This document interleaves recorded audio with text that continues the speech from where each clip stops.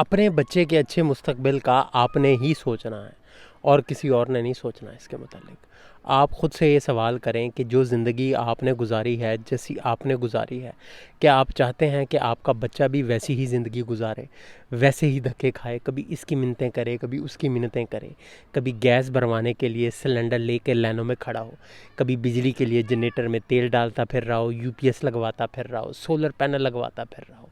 क्या पानी वाली लाइन में आप भी चाहते हैं कि आपका बच्चा खड़ा हो कि साफ़ पानी नहीं मिल रहा, नौकरी नहीं मिल रही, कभी इसकी मिन्नतें कभी उसकी मिन्नतें? क्या आप ये चाहते हैं? अगर तो चाहते हैं जहाँ बैठे हैं फिर वहाँ बैठे रहें, अगर नहीं चाहते तो फिर हाथ पाँव मारें, अपने बच्चे का खुद सोचें,